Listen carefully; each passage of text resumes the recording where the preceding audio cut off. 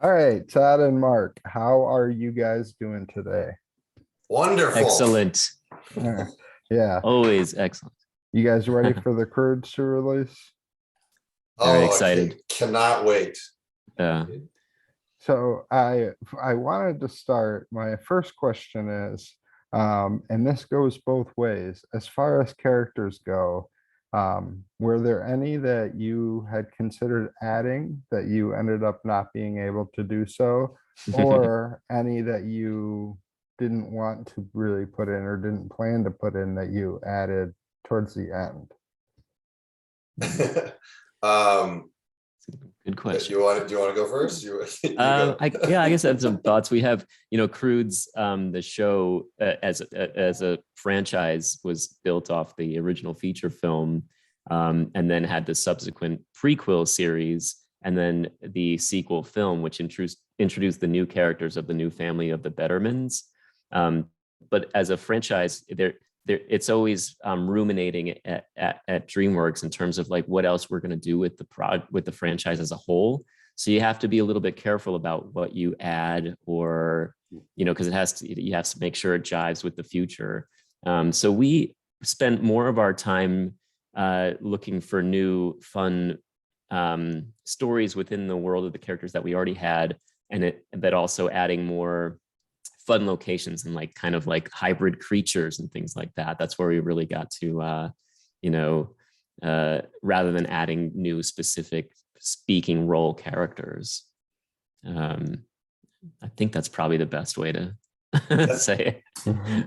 Yeah, I would. The Croods property is kind of unique in that the world is populated only by these main characters. That's the setup. So you have the Croods, and they were sort of alone, and they brought in Guy in the first movie. In the second movie, you meet this whole other family, the Bettermans. But beyond that, the sort of conceit is that these are the only humans that are alive on the planet, which is a very unique way to approach a series. So on the one hand, you have a very large number of main characters. I think we have 10 main characters, which is a lot. On the other hand, we don't have anybody else. There's no other human characters to come in and visit. So it's a unique challenge to sort of play in the sandbox of those 10 characters. But the fun part is for the first time you really focus in on these main characters and then try different combinations, tell stories with Guy and Eve, or Grug and his two daughters, or Phil and Grug. So it's like we kept finding different combinations of those 10 characters. So we did not consider adding more, because I think those were the marching orders, is this is the world, play in this world. But we obviously wanted to keep all the cool characters that had been created for the franchise in the show. So I wanted to ask, as far as when the film was being put together and you were getting all of the voice dialogue together, was it all done remotely due to COVID or due to the pandemic? I'll let you go first, Dad. Yeah. We'll stay in order. Yeah, it was a little of both. In the very beginning, we produced the show almost entirely remotely, because we started just before the beginning of, let's say, the pandemic. So in the very early days of once we had our cast in place, all of the actors were recording mostly from their homes, because the studios weren't having people other than the engineers in the actual building at that point. So yeah, we had some fun trying to figure out all the technical aspects of people sort of getting the right equipment and right microphones if they didn't have it, and recording from their home studios.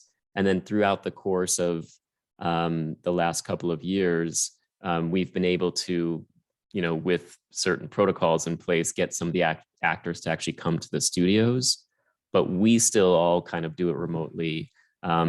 So we've never really recorded our actors actually in person. We've we've always been, they've either been at a studio that we're not at or in their own homes. And our voice director, same thing at her home. And we've sort of managed to find a way to make that all work and find it seamless. And you can't even really tell, but you know, I'll let Mark elaborate on the next thing, which is like one of the things we really want to do is to have the actors record together as an ensemble. And we sort of tried to find ways to do that, but it's been a little tricky. There was, you know, prior to the pandemic, there was a, you know, pretty standard way of producing these shows, and specifically, you know, recording dialogue for animation, and all of it, more or less, unless an actor was in another city, was done in person. We would be in the studio and the actors would be in the booth all together a lot of times, sometimes, you know, by themselves or smaller combinations of actors. But a lot of times you'd get, you know, the ensemble in the booth recording together. And, you know, the pandemic changed everything. And the DreamWorks casting was left with this sort of Herculean feat of figuring out how to reinvent animation production almost overnight. And somehow they managed to do that. Initially, we did try to record the cast as a group. And I remember that a Zoom that had like, you know, whatever, 14 boxes, you know, that everybody was in there. And, you know, it was fun. It was a lot of fun, but it was also not very efficient. It was, Right. I think everybody remembers that experience fondly, but pretty quickly it became clear that it was going to be much more manageable to record the actors, you know, either individually or in pairs. And at that time, everybody was basically they had to create recording studios in every actor's house, like in their closets. You know, sending them equipment, and if they didn't have it, and like creating a sort of recording space, and then doing this work over Zoom. But you know, it is a testament to the ingenuity of the, you know, technical people and casting, and Serena, our voice director, and everybody else that they managed, and of course the actors, you know, that they managed to pull this off, you know, at the same level or higher, you know, with their clothes hanging behind them. It's a lot of fun. Absolutely. So I want to know, obviously this world is big and it's growing, and like this is the second season, there's another spinoff, 2 movies. But I want to know if you guys go back and revisit and watch those films while you're writing or before you start putting the movie together or putting the episodes together. I'll defer to you on that one, Mark. You know, when we started, you know, when I was when we were approached to work on this project, the first thing I did was go back and watch the original Croods movie, and then you know, some of the Dawn of the Croods, which was the first prequel series for the Croods property, just to get familiar once again. And then of course we had the privilege of kind of seeing the second Croods movie at a very, very early stage. And we knew that movie, the idea was our series was going to pick up right where that second movie ended. So that movie was far enough along that we were able to, you know, get an idea of what they were doing with the Croods and who the Bettermans were. And they had all the, you know, the actors that did those roles in the movie were all recorded. You know, we saw very early cuts of that. So we had like a great springboard to launch into what we were doing with the series. And, you know, once you're into the series, it's like we're in our own world, and there's enough, once we're off and running, we're kind of focused on what we're doing, and we're familiar enough with the property that I once I'm going, I didn't go back and revisit the movies or anything, because, you know, you kind of want to create something new in the Croods world that's unique to this series. Yeah.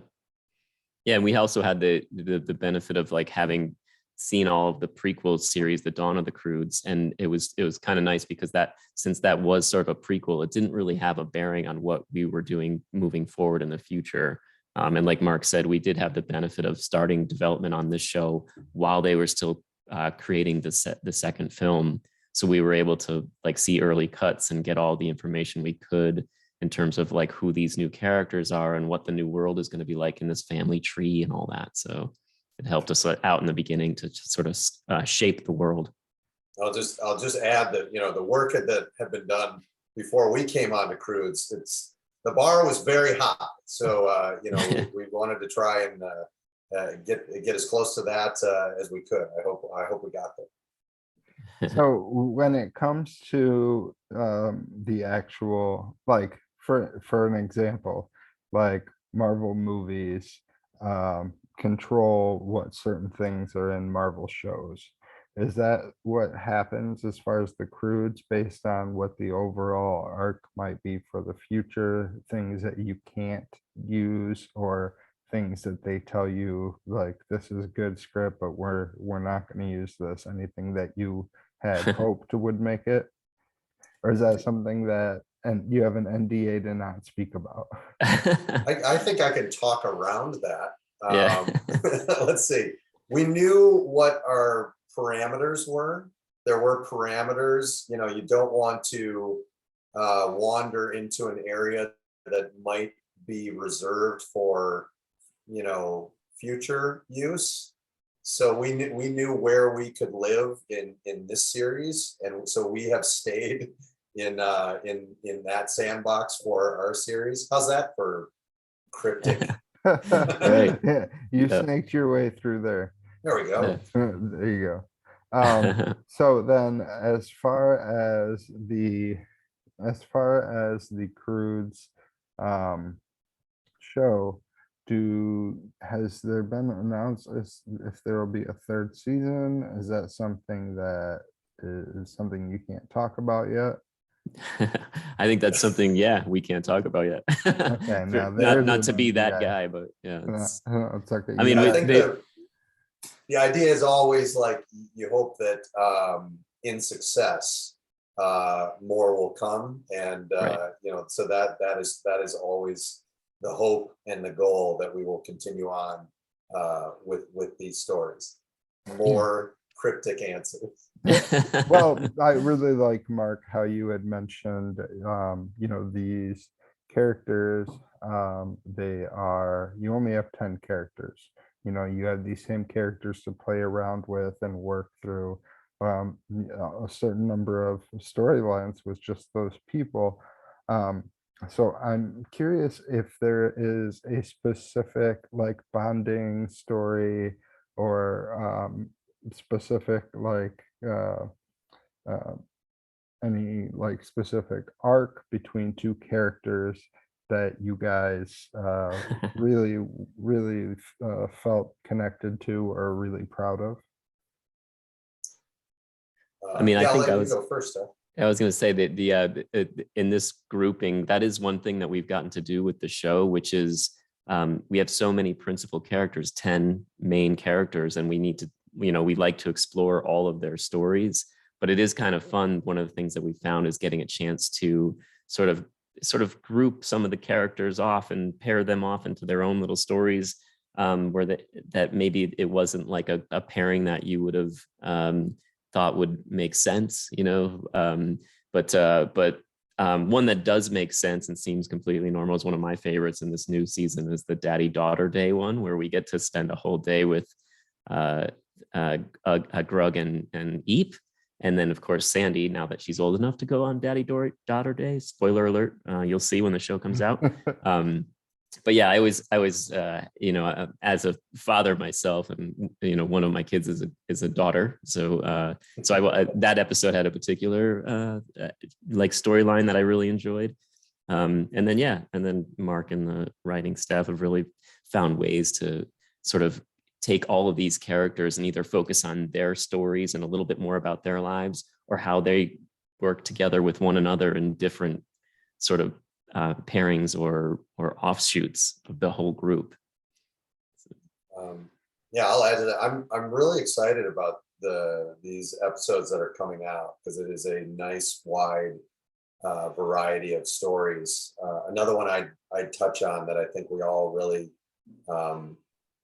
feel great about is there's an episode called Thunder Games, you know, where we dive into the relationship between Uga and her mom, Gran, against the backdrop of the Thunder Sisters. And we get, you know, we didn't get to dive as much, they didn't get to dive as much as into that relationship in the movies, maybe. So we have a little more time to work with in the series, and you get to learn, you know, about some of the ongoing issues and conflicts that exist between Uga and Gran, and how they might resolve them. And it turned out to be like a really touching episode, which is always a nice surprise when you tend to focus on the comedy. But one of the things that's been so great, I think, about this series is that it really has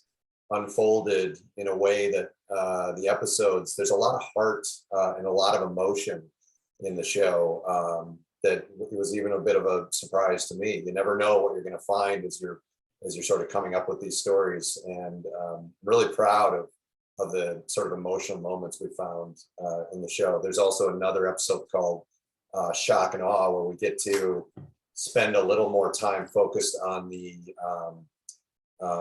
Guy and Eep relationship as they try and sort of surprise each other in their, you know, youthful romance, and that again is like adorable watching those two spar.